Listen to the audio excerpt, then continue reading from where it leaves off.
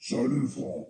Ayant constaté que depuis notre dernière entrevue, l'affaire de Rennes-le-Château semble stagner de nouveau, alors que des éléments évidents prennent forme à travers les écrits de Jules Verne et de Maurice Leblanc. Franck, que peux-tu nous dire à ce sujet?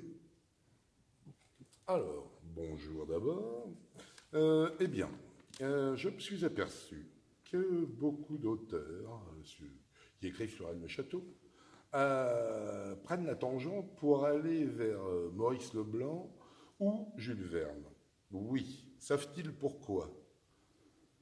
Bon, je sais qu'ils vont me répondre. Il y a des tas d'éléments dans chaque ouvrage, oui, effectivement. Là, j'ai pris un pense-bête pour vous expliquer un minimum les choses, parce que il y a des éléments dans chaque ouvrage de Maurice Leblanc et de Jules Verne qui concernent l'histoire de Rennes-le-Château. Et quand ils sont mis bout à bout, nous arrivons à l'histoire de Rennes-le-Château par bribes, qui doivent prendre tous les ouvrages, peut-être pas, parce que je n'ai pas la prétention d'avoir tout lu. Jules Verne, c'est compliqué tout de même, parce que ça paraît ludique. Ça paraît très enfantin pour beaucoup, des livres d'aventure et autres. Pour Maurice Leblanc, ce sont des histoires policières qui sont souvent habillées de tas de mystères et qui nous amènent toujours, par le biais d'un élément ou d'un autre, sur l'histoire de Rennes-le-Château. Et donc, si l'on condense le tout, on va pouvoir déterminer tous les éléments qui concernent Rennes-le-Château. Par exemple, je vais vous prendre un exemple. Alors, là, je suis obligé d'avoir un pense-bête, hein, je suis désolé, mais pour une fois, je le fais. Alors, pour Jules Verne, par exemple, les 4 testaments d'un excentrique. Le testament d'un excentrique pour les 4. Désolé, j'écris tellement mal que... cela concerne le jeu de loi.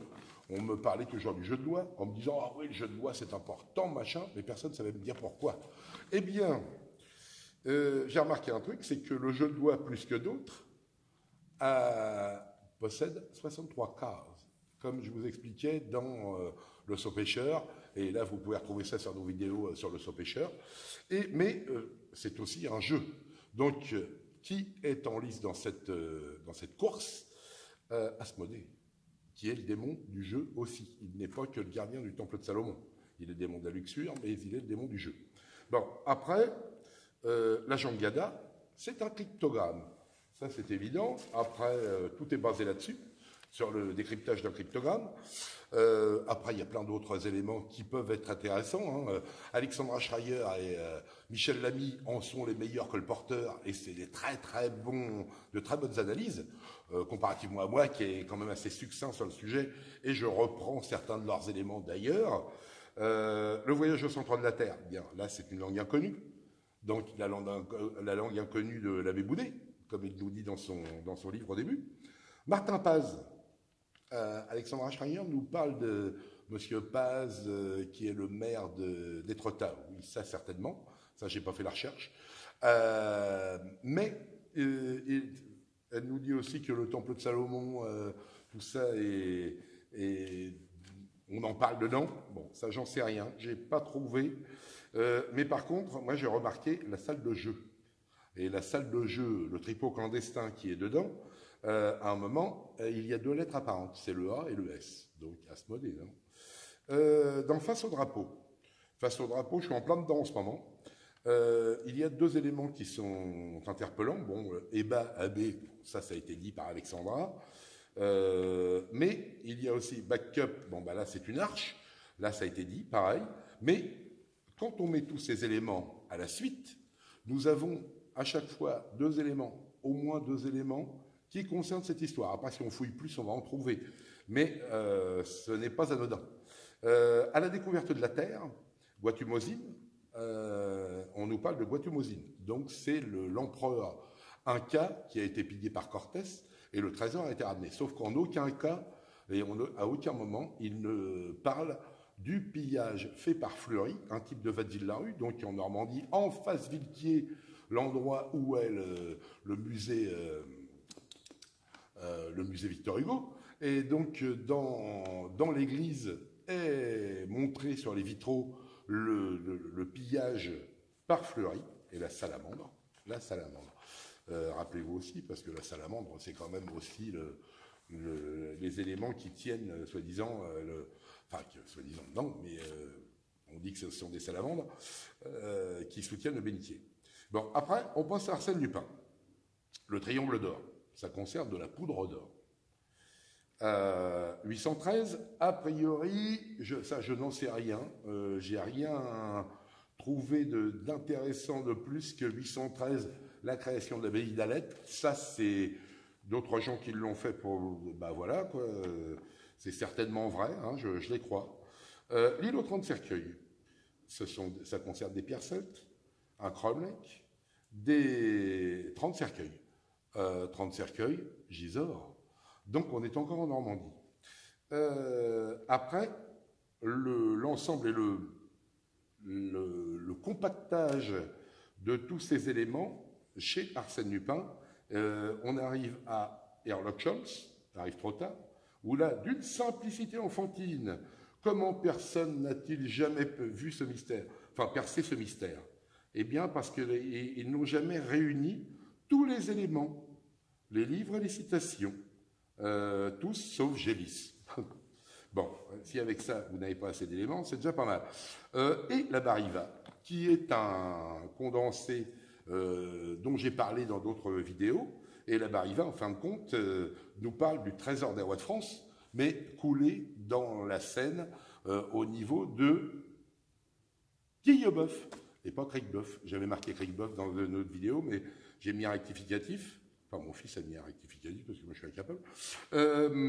Et donc, à Cricbeuf, c'est aussi de la poudre d'or.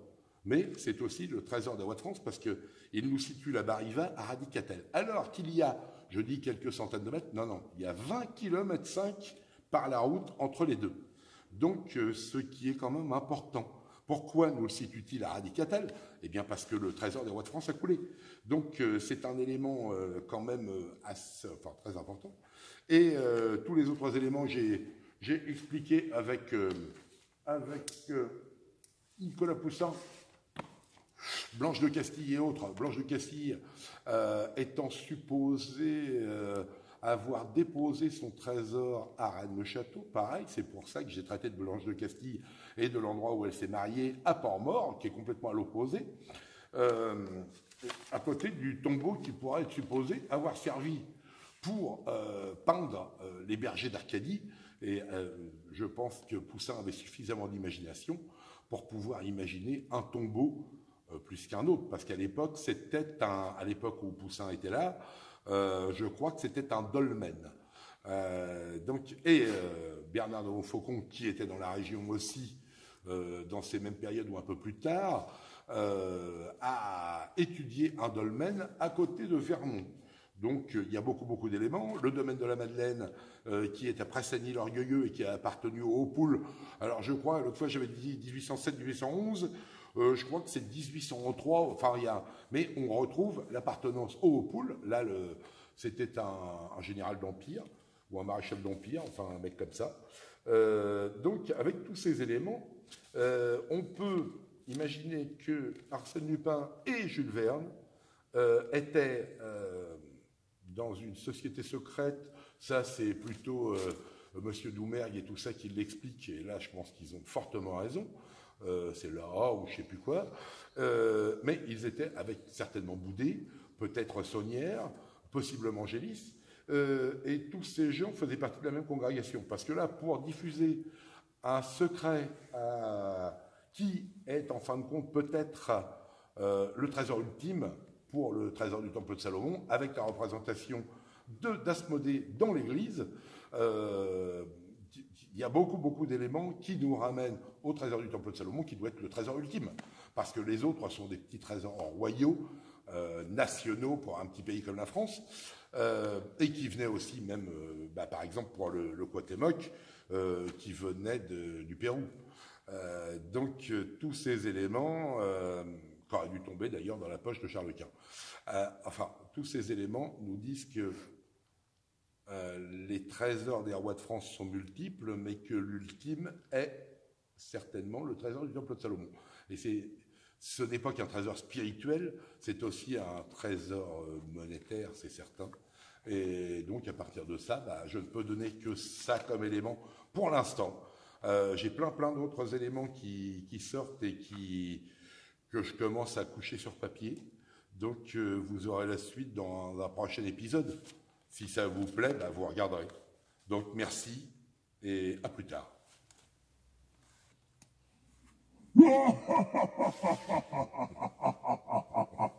Une fois de plus, les éléments que les chercheurs avaient en leur possession n'ont fait que rester dans l'ombre durant toutes ces années et viennent d'être mis en lumière. Désormais, nous pouvons le dire avec certitude, il y a en avant et en après. À très bientôt, je l'espère.